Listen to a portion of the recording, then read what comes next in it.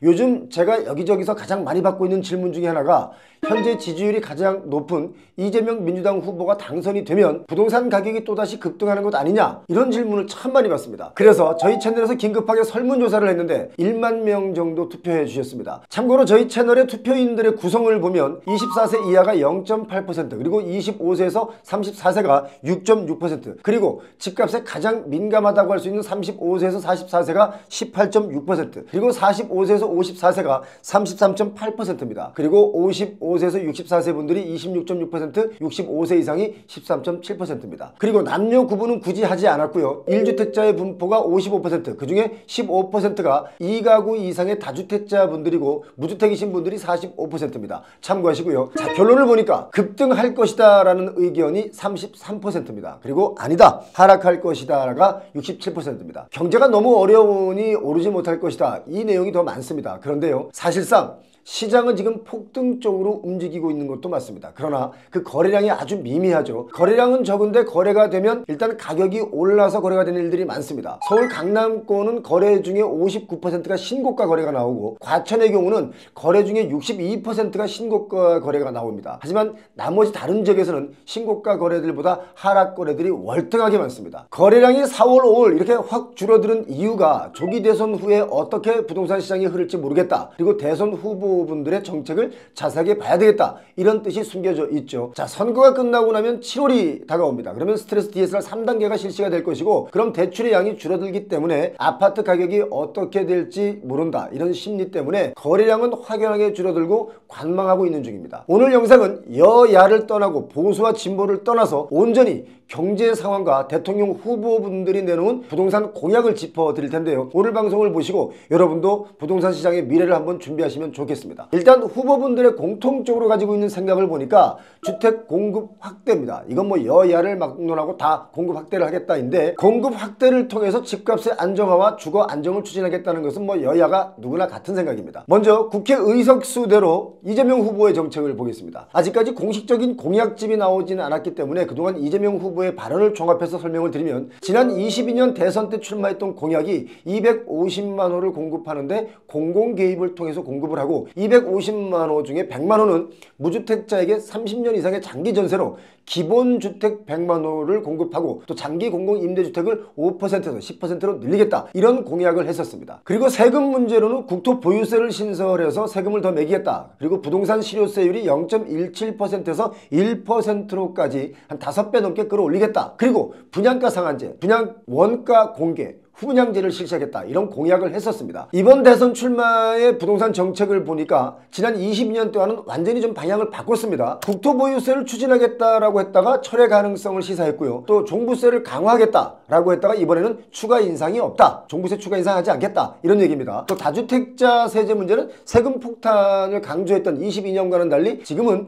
세금만 잘 낸다면 뭐 문제가 없다, 이런 얘기를 하셨고요. 자, 그리고 재건축 재개발 문제는 공공기반의 공급을 강조했었는데 지금은 규제를 완화하겠다, 그러니까 용적률을 상향해줘서 결국 분담금을 완화시켜주겠다, 뭐 이런 얘기와 똑같습니다. 자, 공급은 3기 신도시를 지원하겠다가 22년 공약이었고, 지금은 4기 스마트시티를 개발하겠다라는 공약을 지금 내놨습니다. 이것을 실행하기 위해서는 수도권 전역을 1시간 내로 이동할 수 있는 GTX, DEF 노선의 조기 착공 등 교통 인프라를 확대하겠다라고 밝혔고요. 그리고 1기 신도시, 그러니까 분당, 일산, 삼본, 평천, 중동 이 지역 노후된 기반시설을 전면 재정비하고 수원, 용인, 안산, 인천 이 지역의 노후도시 정비를 적극 지원하겠다, 이런 계획을 발표했습니다. 자, 굉장히 거창합니다. 도표를 보시면 아시겠지만 국토보유세 신설을 제시했던 22년, 그때는 문재인 정부의 부동산 정책 시즌2의 느낌이었다면 지금 25년의 공약은 전체적인 느낌이 시장 친화적인 느낌으로 바뀌었습니다. 그런데 제가 볼 때는 25년 이 공약도 문재인 정부의 부동산 정책에서 크게 벗어나진 않는다라는 느낌을 받고 있습니다. 종부세 강화, 국토보유세 를 신설해서 세금으로 이 부동산을 잡겠다라는 방향에서 3년 만에 방향이 완전히 이렇게 바뀌었지만, 결국 종부세나 이런 것은 무조건 더 올라갈 수밖에 없습니다. 왜냐? 서울 수도권의 경우는 집값이 올라서 집가 상승으로 인한 세금이 오를 수밖에 없기 때문입니다. 그리고 다주택자 세금은 22년엔 세금을 더 강하게 부과하겠다는 느낌이었다면 이번엔 세금만 잘 내면 된다, 이런 발언들이 있었기 때문에 세금을 더 늘리지는 않겠지만 현행대로 유지하겠다라는 생각으로 보이죠. 이렇게 되면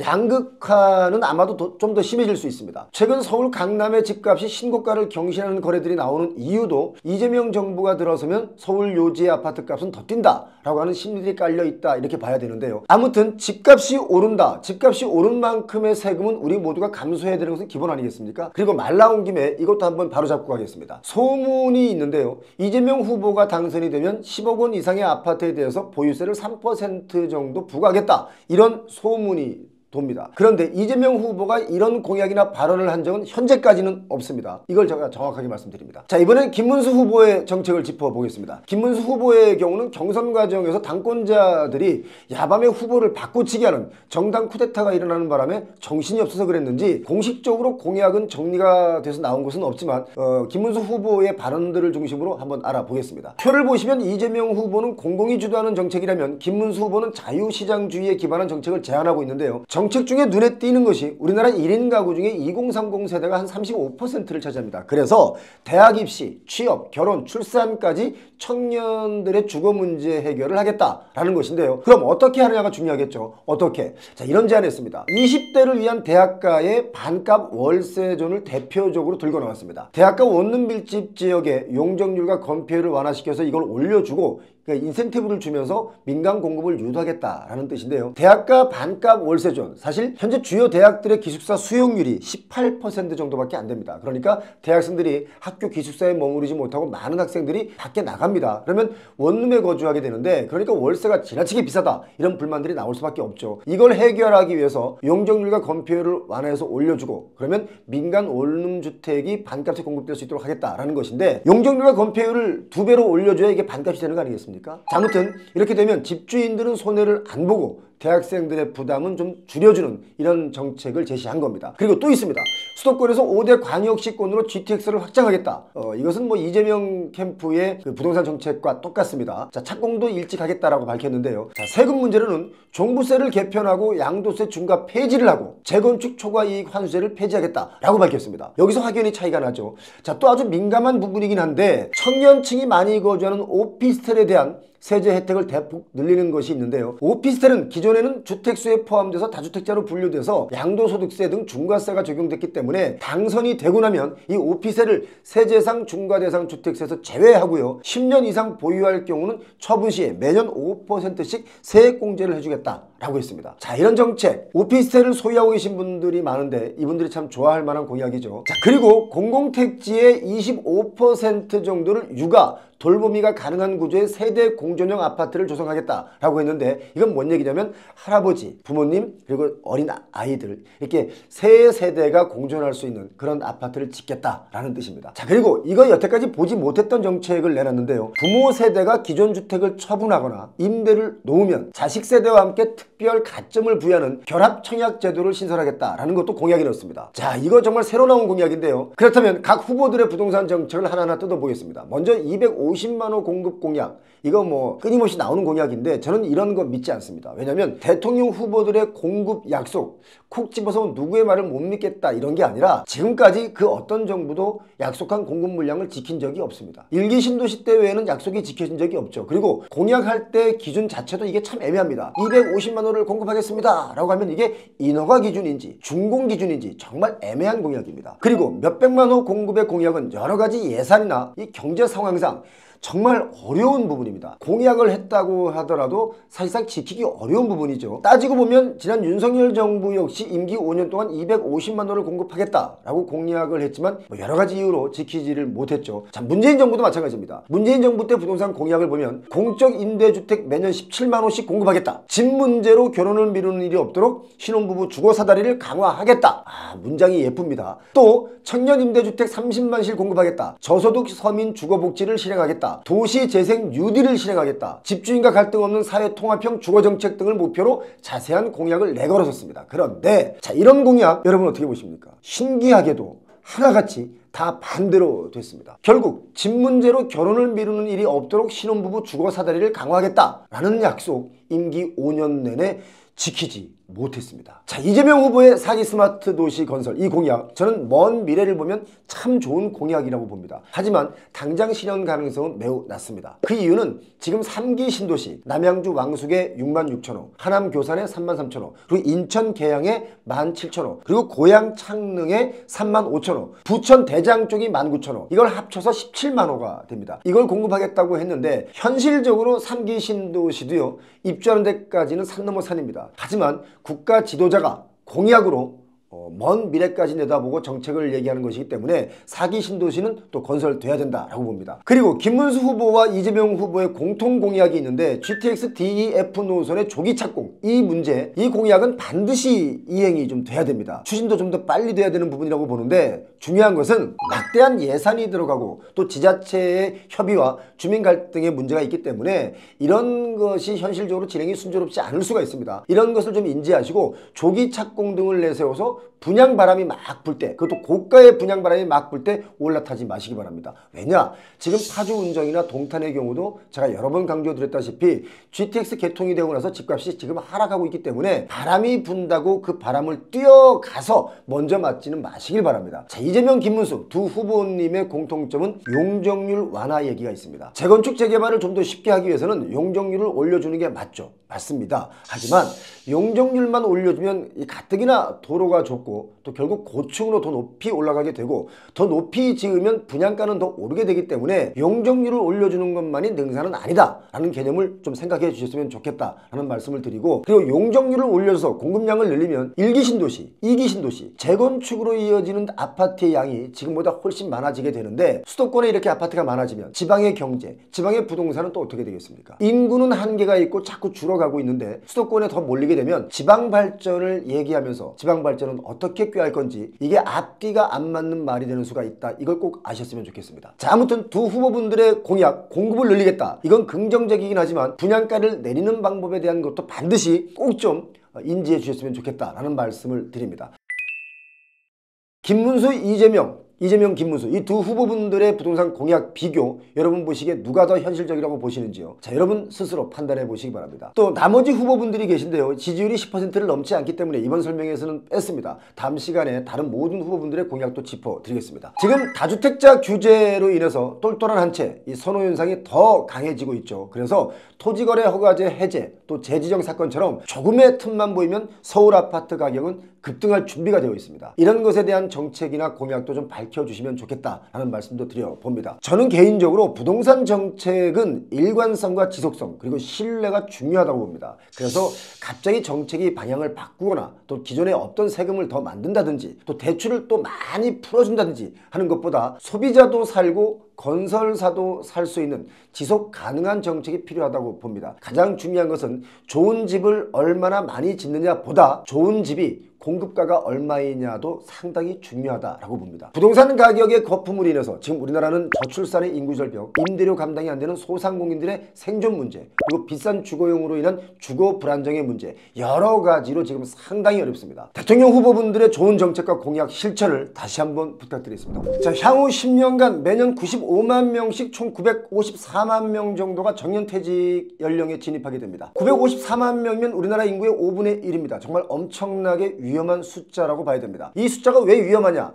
퇴직이라는 게 단순하게 직장에서 은퇴를 의미하는 게 아니죠. 퇴직한 분들의 소득 감소로 노후가 불안정해지고요. 국가는 퇴직자 부양을 위해 막대한 비용을 감수해야 되기 때문에 미래 세대들에게 아주 커다란 짐을 안겨주게 됩니다. 복지라는 좋은 단어를 청년 세대들이 소득에서 나오는 재원으로 결국 다 감당해야 되기 때문에 그야말로 재난 수준이 될 수 있는 겁니다. 그리고 저출산과 고령화로 생산 가능 인구가 줄어들고 경제활동 인구가 줄어서 생산도 소비도 줄어들면서 경제 성장률이 떨어지면 국가적으로 대위기를 맞을 수가 있습니다. 바로 이런 측면에서 초고령화 사회에 진입한 우리 사회가 시급하게 고령층의 계속 고용 여부를 논의해야 되겠습니다. 여기 그래프를 보시면 아시겠지만 우리나라 60세 이상의 인구 비중이 OECD 평균을 넘어섰고요.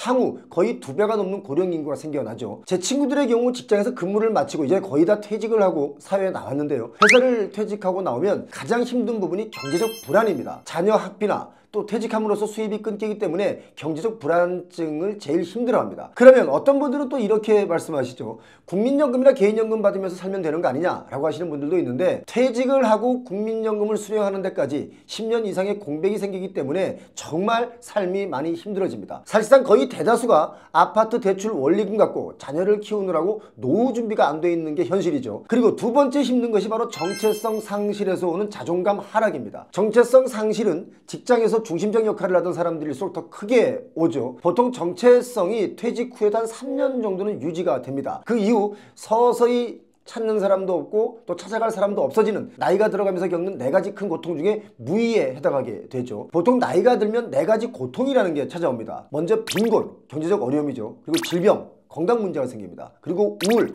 정신적 어려움이 생깁니다. 그리고 무위입니다. 이렇게 4가지인데 무위로 자존감이 상실되는 아픔을 누구나 겪습니다. 단 이때 자존감은 좀 떨어지지만 반대로 자존심은 엄청 세지기 때문에 더 심리적으로 힘들어지는 경우가 많습니다. 그리고 세 번째로 어려운 것이 바로 재취업이 힘든 겁니다. 기업들은 실질적으로 50대 이상을 다시 재취업시키기를 좀 꺼리죠. 최신 기술이나 트렌드에서 좀 멀어져서 자신감도 떨어져 있기 때문에 기업들은 다시 고용하는 확률이 매우 적습니다. 그리고 네 번째가 가정 내에서의 갈등이 커집니다. 옛말에 남자는 눈 뜨면 바로 일터로 나가야 한다라는 말이 있습니다. 집에 있다 보니까 계속 부딪히는 일들이 많아지니까 점점 힘들어지는 겁니다. 계속 고용의 문제를 정치권에서 좀 더 심도 있게 다뤄야 되는 이유가 있는데, 그 이유가 뭐냐? 한국은행의 분석을 보면 지금 정년을 맞이한 1964년생부터 10년 후 은퇴를 해야 되는 1974년생까지 2차 베이비 부모 세대는 전체 취업자의 한 33% 정도 차지하고 있습니다. 이분들이 생산활동 시장을 모두 떠나는,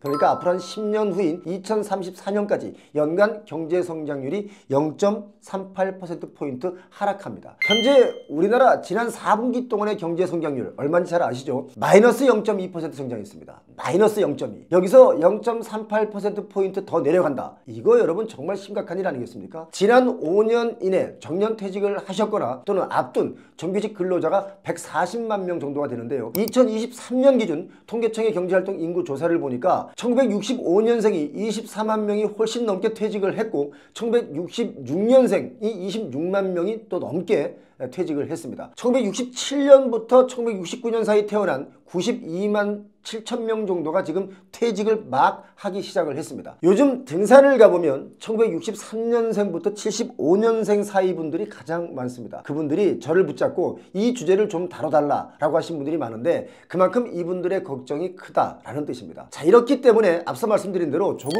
빠르면 50대 중반, 늦으면 60대 정도에 퇴직을 하시는데, 국민연금을 받기 시작하는 연령이 65세죠. 그러면 최소 10년은 소득 공백이 생길 수밖에 없고, 그 소득 공백은 개인이나 우리 사회 모두에 치명적일 수밖에 없는 겁니다. 퇴직하신 분들께 한번 제가 여쭤보겠습니다. 한 달 생활비 요즘 얼마를 쓰십니까? 200? 300? 400? 500?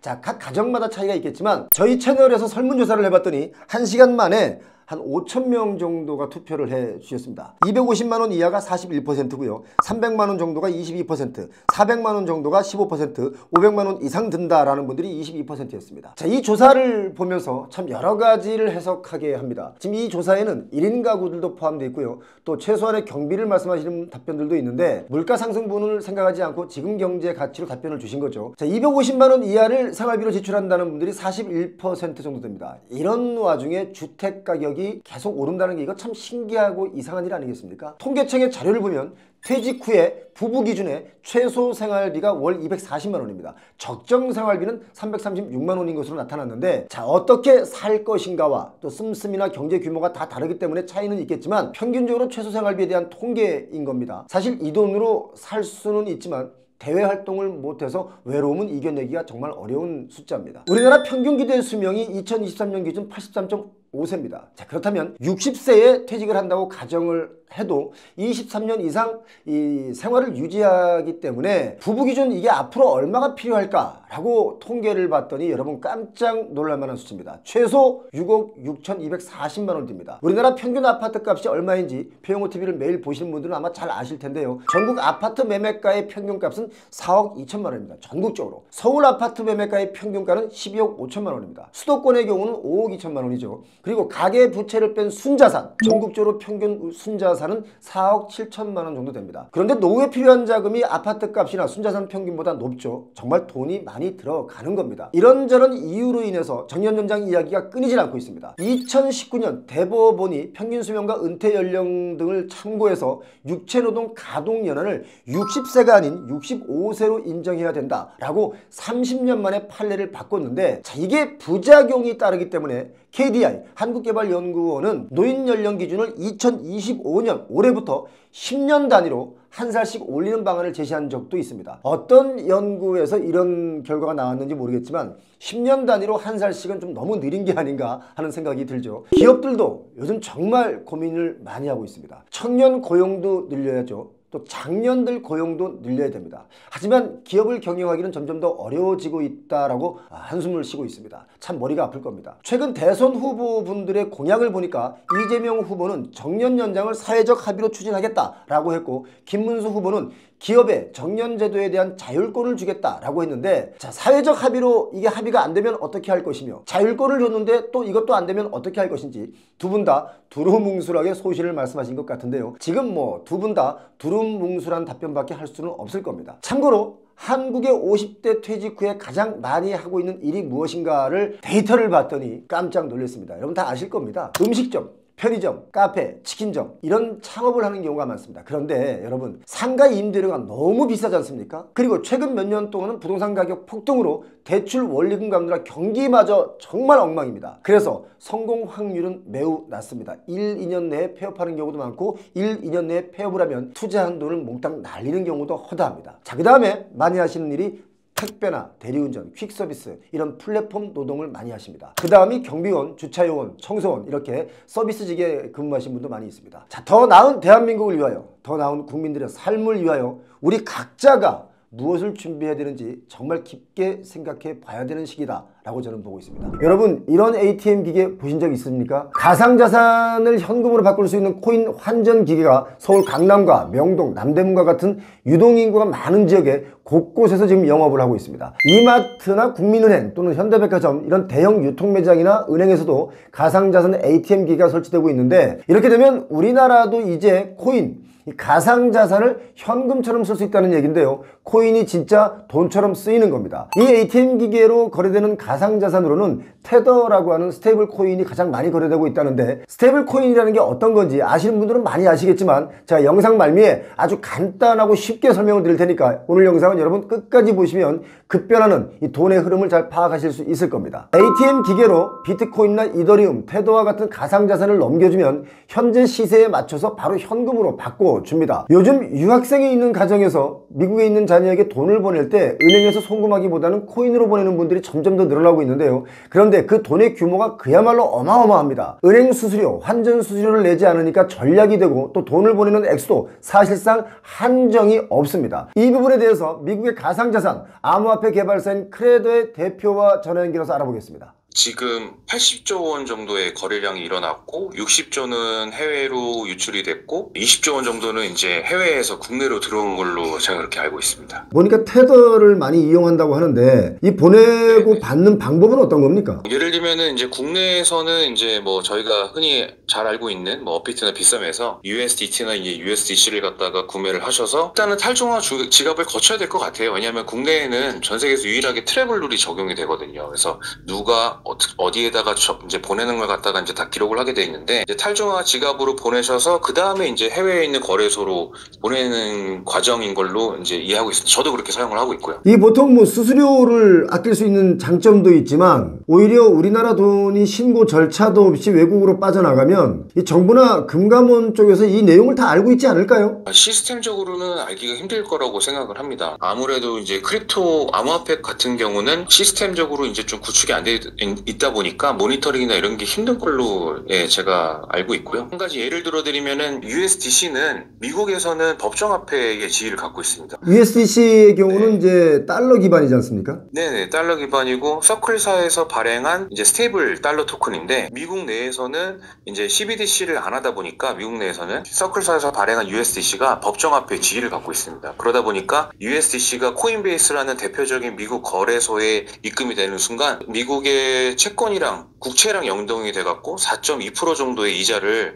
바로 지급이 되는 그런 시스템으로 되어 있습니다. 보통 우리가 비트코인이나 뭐 이더리움이나 이런 다른 여러 가지 알트코인들도 많이 있는데 이게 사실 법정화폐로 인정받지 못하고 이걸 뭐 화폐로 쓰지 않는 이유 중에 하나가 너무 등락폭이 왔다 갔다 하니까 불안정스럽다 싶어서 이것들을 활용을 안 하고 있지 않습니까? USDC 같은 경우는 변동폭이 낮은 편에 들어가는 거죠? USDC가 발행이 이제 어떤 구조로 되어 있냐면은 사실 100%다 미국의 국채에 투자를 하게 되어 있습니다. USDC는. 그러다 보니까 거기에 근거해갖고서는 이제 1달러 대 1달러로 이제 발행이 되는 거고, 사실 그러다 보니까 말 그대로 스테이블이라는 게 가격 변동은 없는 거죠. 이제 다만 이제 대한민국 같은 경우는 워낙 그 수요가 많다 보니까 이제 김치 프리미엄이라는 게 존재를 해서 워낙 이제 달러에 대한 수요가 크다 보니까 은행에서 거래되는 달러의 가격보다 거래소에서, 그러니까 암호화폐 거래소에서 하는 달러의 가격이 상대적으로 조금 높을 때도 있고요. 때는 또 낮을 때도 있고요. 근데 이제 아무래도 이제 편의성이나 이런 것들이 이제 있다 보니까 많이들 이제 사용을 하시는 걸로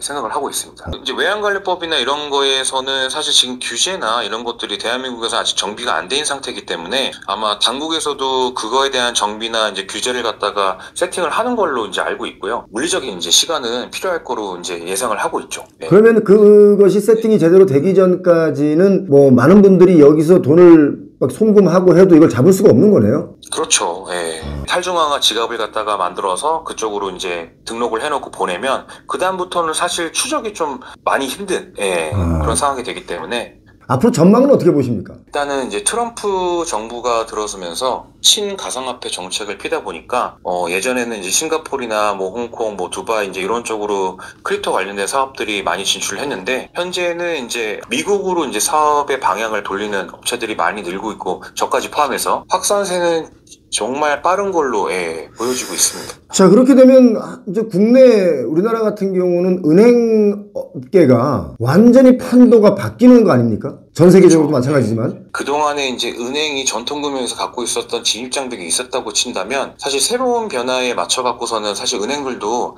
이제 많은 정비를 해야 되는 상황이 된 거죠. 어쩔 수 없이. 암호화폐 개발사인 크레더의 임대훈 대표와 연결해봤습니다. 자, 이뿐만이 아니죠. 한국경제 보도를 보니까 서울 강남의 한 가정집에서 일하는 필리핀 출신 가사 도우미분은 현금 가치와 1대1로 연동이 되는 스테이블 코인인 이 테더로 월급을 받고 있다고 합니다. 한국에서 합법적 체류 자격이 없는 필리핀 가사 도우미 중에는 한국에 은행 계좌가 없는 분들이 거의 다입니다. 그래서 디지털 지갑, 암호화폐 보관 수단이죠. 이 디지털 지갑을 통해서 테더로 월급을 받고 가족이 있는 필리핀에 이 테더를 보냅니다. 가상화폐를 송금하는 겁니다. 그야말로 세금을 한 푼도 안 내고 우리 돈을 본네 나라로 옮기는 겁니다. 자, 이런 방법을 알게 된 최근 외국인 근로자, 그러니까 외국인 가사 도우미분들이나 제조업 근로자분들이 우리나라 돈으로 월급을 받는 게 아니라 스테이블 코인으로 월급을 받는 방식이 아주 퍼지고 있습니다. 점점 더 그 규모가 커지고 있다는 게 문제인데요. 특히 불법 체류 외국인 노동자인 경우는 은행 계좌가 있을 수가 없죠. 없습니다. 그러면 스테이블 코인이 사실상 그분들에게는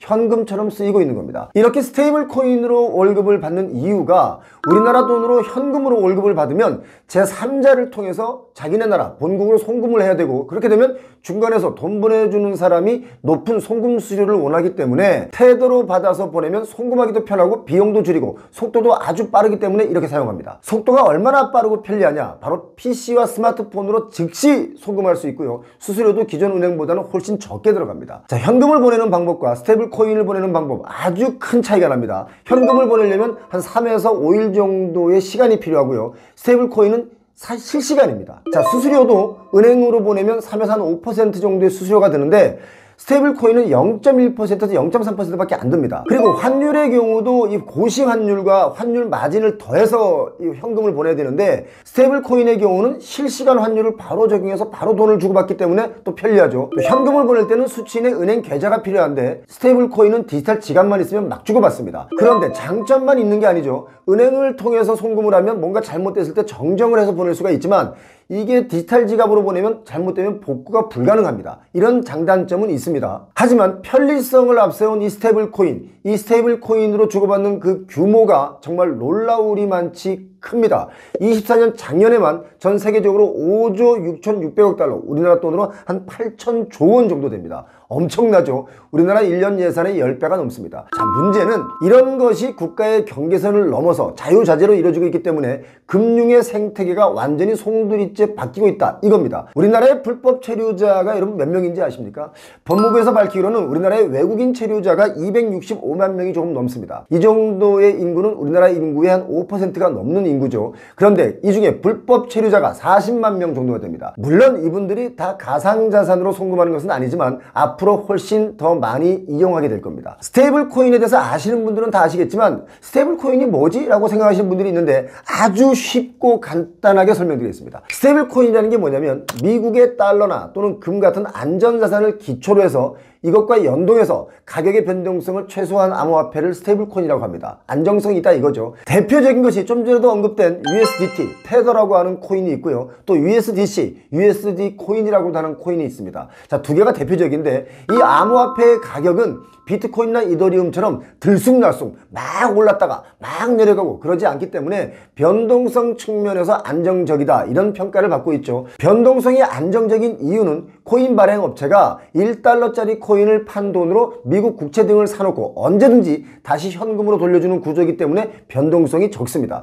여러분 아주 쉽게 이해하셨죠? 자, 스테이블 코인은 스마트폰에 디지털 지갑만 있으면 되죠. 그래서 별도 은행 계좌가 필요 없습니다. 기존 금융 시스템이 작동하지 않더라도 돈을 주고받을 수 있다는 그 이유만으로도 아마도 엄청나게 점점 더 확산이 빨라질 겁니다. 그런데 좀 전에 살짝 설명드린 것처럼 좋은 것만 있는 것도 아니죠. 스테이블 코인으로 돈을 주고받을 때 지갑 주소를 잘못 입력하거나 사기를 당했다면 이건 구제받을 수가 없습니다. 은행이 중개하는 것이 아니라 1대1로 거래를 하기 때문에 피해를 입더라도 구제받을 방법이 전혀 없습니다. 아무튼 이렇게 간편하고 빠르다는 장점, 또 문제점 둘 다 인지를 하셔야 됩니다. 지난 2월 13일부터 3월 23일까지 39일 동안 토지거래 허가구역이 해제된 그 기간 동안 신고가 거래들이 마구 터져 나왔었죠. 그런데 그때 거래됐던 신고가 거래들이 다시 계약 해지가 나오고 있습니다. 이게 무슨 일입니까? 강남과 송파구에서 계약이 취소된 아파트 매매 건수가 71건으로 작년 같은 기간에 16건보다는 한 4배 이상 넘게 거래 취소가 발생했습니다. 이건 그냥 단순하게 봐도 이전 거래보다 몇 억씩 오른 신고가로 거래를 신고했다가 계약을 취소한 경우들이 있기 때문에 집값 띄우기형 허위 거래가 그만큼 많았다라고 봐야 됩니다. 그렇지 않습니까? 토지거래 허가구역이 해제되자마자 집값 띄우려는 목적으로 신고가 거래를 했다가 슬그머니 취소하면서 주변 집값을 다 띄워놓고 본인들은 쏙 빠진 겁니다. 실거래가 시스템을 악용해서 아파트 시세를 왜곡해서 이익을 보려는 사람들이 이만큼 많다는 뜻이기도 합니다. 특히 강남구 취소 건이 작년 같은 기간에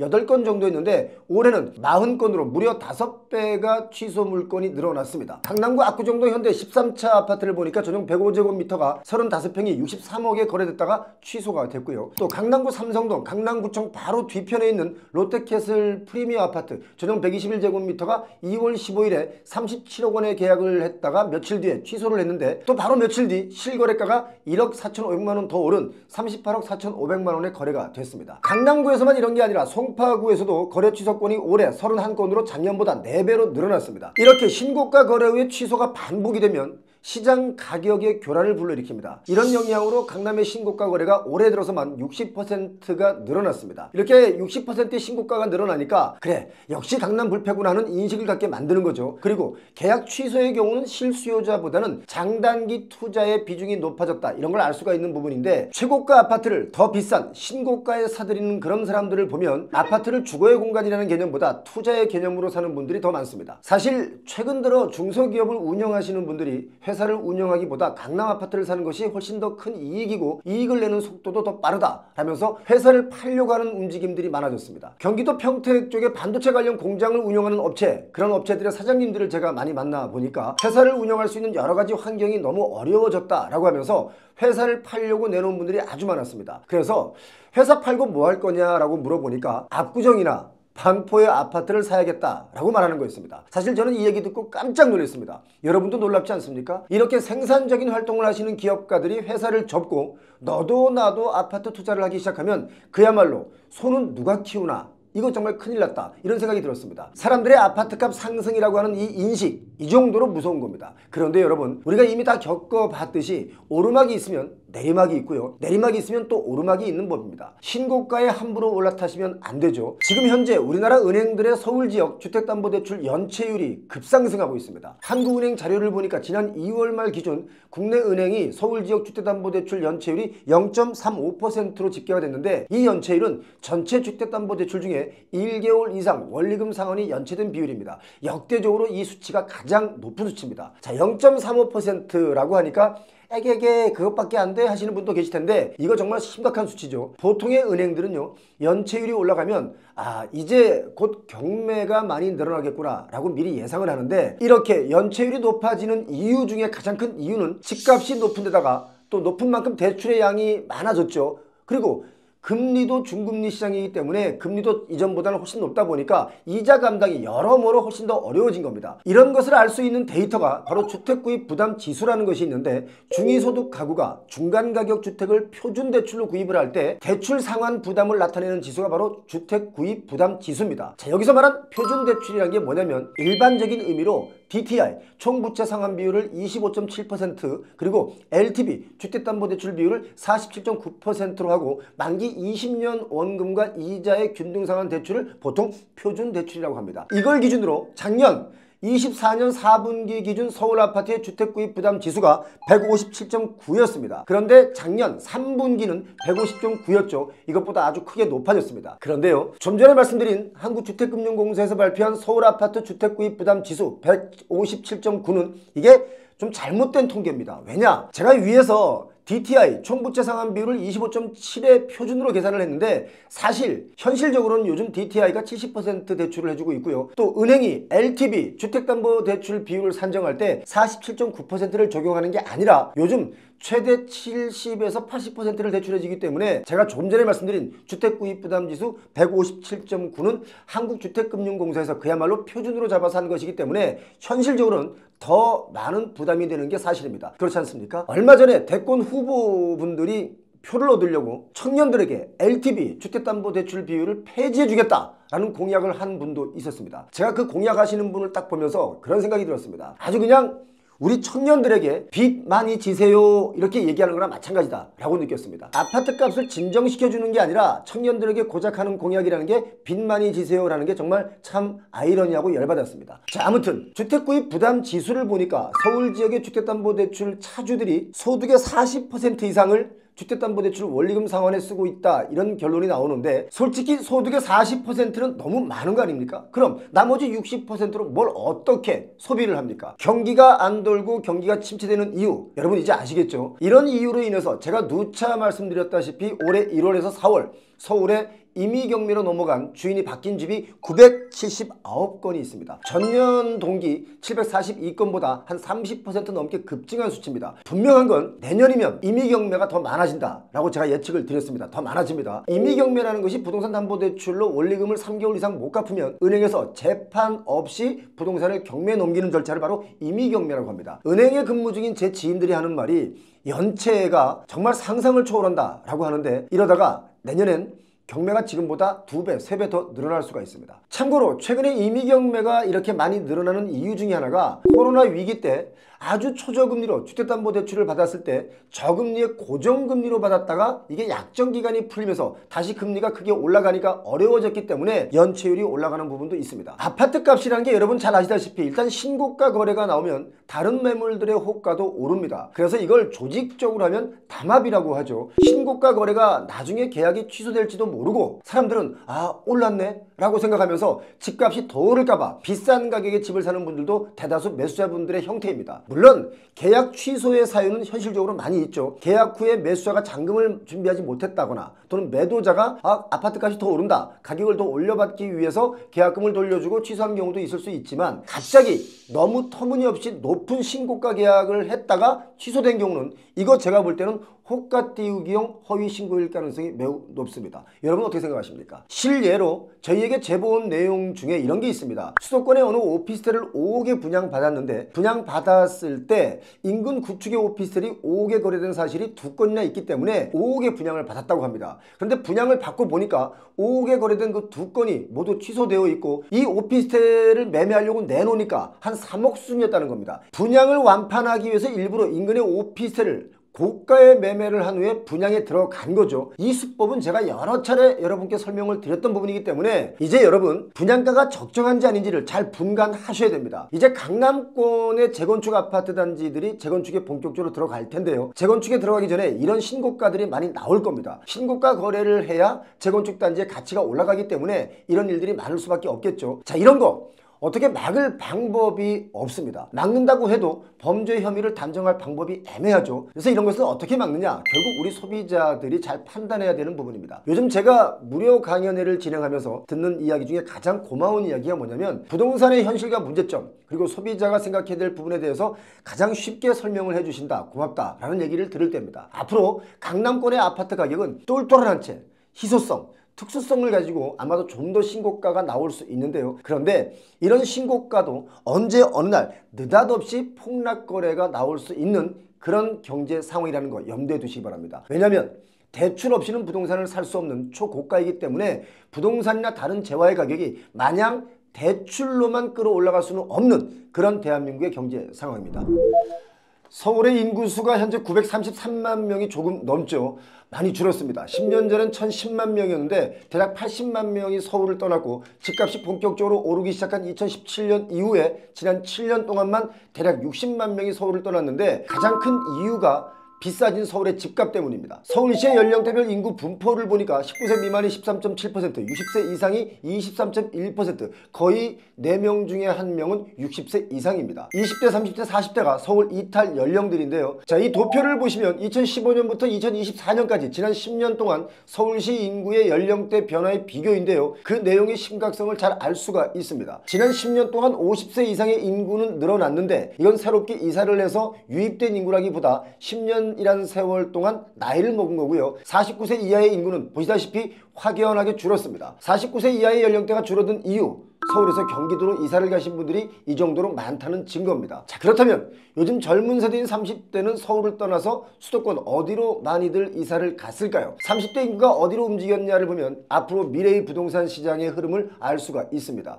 30대가 택한 지역은 검단 신도시가 있는 인천 서구, 그리고 미추홀구, 그리고 동탄 신도시가 있는 경기도 화성시, 안양시 동안구, 용인시 처인구 쪽이었습니다. 30대가 이 지역으로 옮긴 이유, 제가 볼 때는 크게 두 가지인데요. 첫 번째는 일자리와 차후의 자산 가치도 오르는 곳을 생각한 것이고, 두 번째는 내 소득으로 감당 가능한 마지노선이 이 지역들이다 라고 판단한 것 같습니다. 지난 25년 1분기 전국 부동산 거래량이 25만 7천 건이 조금 넘죠. 거래 금액은 97조 2,700억 정도가 됩니다. 24년 작년 4분기 그러니까 1분기 전에는 거래량이 25만 1천 건이 조금 넘었는데 금액으로 88조 2,120억 원 정도였습니다. 이것 대비 거래량은 2.1% 정도 늘어났지만 거래 금액은 10% 넘게 늘어났습니다. 거래량에 비해서 금액이 이만큼 늘어났다는 얘기는 그만큼 아파트 가격이 오른 지역의 거래가 많아졌다 이렇게 보시면 되겠습니다. 자, 그런데 이걸 좀 더 세분화해서 보면 정말 놀라운 결과를 알 수가 있습니다. 상가, 사무실, 공장, 창고, 빌딩, 아파트 등등의 부동산 유형별 거래량을 보니까 전년에 비해서 상가나 사무실이 마이너스 26.9% 줄었고요. 공장, 창고는 마이너스 14.4% 줄었습니다. 그리고 상업, 업무용 빌딩의 경우는 마이너스 10%가 조금 넘게 줄었습니다. 단독 다가구 마이너스 7.9%, 토지는 마이너스 7.4%,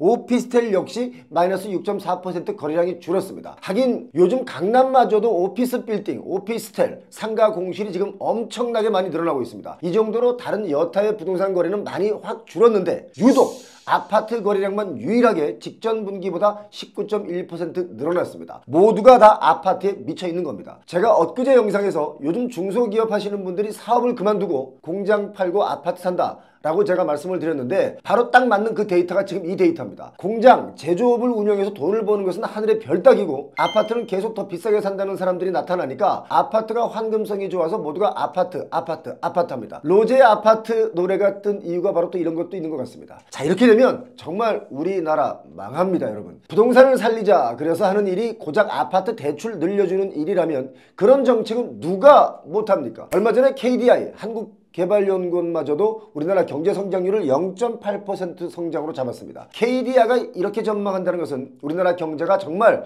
암흑기에 접어들었다, 확실한 그 시그널을 준 겁니다. 아무튼 중요한 것은 아파트 거래량이 작년 4분기보다 올해 1분기에 더 많이 늘어나면서 거래 금액이 놀랍게도 45.3% 오르면서 상승률 1위를 기록한 겁니다. 어쩐지 서울 강남권의 토지거래 허가제를 해제한 후에 주택담보대출이 순식간에 5조 3천억 정도가 증가했죠. 아파트값이 상승한다는 시그널, 그리고 토지거래 해제를 통해서 다른 지역마저도 덩달아 오를 것이 예상되니까 갑자기 너도 나도 대출을 막 땡겨서 아파트 매수에 나선 결과입니다. 구체적으로 지역별로 보면 지난 1분기 동안 수도권 전체의 거래량이 전년보다는 줄었지만 서울 경우는 거래량이 반등을 했고 인천의 경우는 반등 수준이 아니라 폭증했습니다. 올해 1분기에 인천에서 가장 많이 거래가 이루어진 지역은 좀 전에 말씀드린 대로 서구입니다. 915건, 미추홀구는 174건이었던 것이 갑자기 1분기에 854건으로 391%나 증가했습니다. 거래량이. 자, 그런데 서울 지역에서도 그동안 인기가 없던 지역, 동대문구도 늘었고요. 영등포구도 거래가 많이 이루어졌습니다. 그 이유가 경기도 이 수도권에 입지 좋은 곳의 집값이나 동대문구의 집값이나 거의 마찬가지로 수도권 아파트 값도 많이 올랐기 때문에 이왕이면 교통이 좀 더 나은 동대문구나 영등포 지역을 선택한 것으로 보입니다. 그리고 경기도 중에는 안양시 동안구 쪽을 많이 선호했는데 동안구는 서울의 접근성이 아주 좋은 아파트들이 많이 있습니다. 그리고 소형 아파트가 많이 거래된 걸로 봐서 1인 가구나 신혼부부들이 많이 산 것으로 보이고 용인시 처인구를 선호하시는 분들은 차후에 가치 상승을 바라보고 저가 매수에 나선 것이 아닌가 하는 분석을 제 나름대로 하고 있습니다. 사실 시간이 좀 많이 지나면 처인구 쪽이 아마 많이 좋아질 겁니다. 요즘 30대 분들의 아파트 매수 트렌드를 분석해보면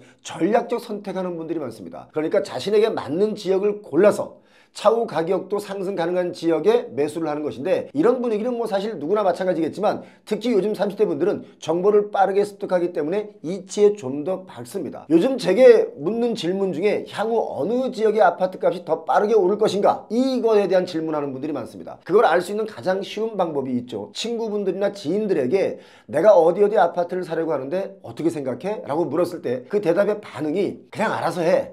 내가 뭐 알아? 라고 시큰둥한 반응이면 그 아파트는 포기하는 게 좋습니다. 그런데 내가 어디 아파트를 사려고 하는데 너 어떻게 생각하니? 라고 물었을 때 반응이 야 좋겠다. 이런 반응이 오면 그 아파트는 사도 괜찮은 아파트입니다. 아파트는 내가 좋아하는 아파트보다 남들이 좋아하는 아파트를 사셔야 합니다. 나는 한적한 데가 좋고 공기 좋은 데가 좋아서 어디 먼 외곽을 샀다라고 하면 평생 공기만 좋을 수가 있고 거기서 못 빠져나올 수도 있습니다. 그래서 남들이 좋아하는 아파트라는 것은 필요로 하는 사람들이 많은 아파트이기 때문에 자산 가치가 오를 확률이 매우 높고요. 또 황금성이 좋기 때문에 반드시 내가 좋아하는 아파트를 선택하는 것보다는 남들이 좋아하는, 남들이 선호하는 아파트를 사시기 바랍니다. 얼마 전에 제 강연 콘서트장, 무료 강연 콘서트를 제가 많이 하고 있는데요. 부부가 같이 오셔서 저에게 질문하는 분이 있었습니다. 이분이 준비를 정말 많이 해와서 막 자료를 많이 뽑아왔는데 두 가지 질문을 했습니다. 강북구 미아동의 재개발 지역을 선택하는 게 좋으냐? 일산 쪽 원당역 인근에 좀 낙후된 지역의 재개발 지역으로 가능성이 높은 이 지역이 좋으냐? 이 지역 중에 어느 지역의 빌라를 사면 좋은지 질문을 하시길래 제가 둘 다 아니라고 말씀드렸습니다. 그랬더니 이분의 표정을 보니까 정말 그 대답에 실망을 하신 겁니다. 본인께서 열심히 공부하고 조사해서 준비해서 질문한 건데 둘 다 제가 아니라고 했더니 실망한 것도 당연한 거죠. 그런데 제가 둘 다 아니라고 했던 이유는요. 같은 돈을 들여서 빌라를 매수하신다면 이왕이면 더 가능성이 높은 곳, 이왕이면 속도가 좀 더 빨리 갈 수 있는 곳, 그리고 차후 자산 가치의 상승이 가능한 곳 이어야만 하기 때문에 두 지역 다 부합하지 못한다라는 생각 때문에 제가 아니라고 말씀드린 거였고요. 집을 살 때 지역을 잘못 선택하시면 차후 자산 가치가 전혀 오르지 않을 수 있다는 거, 이거 여러분 꼭 기억하셔야 됩니다.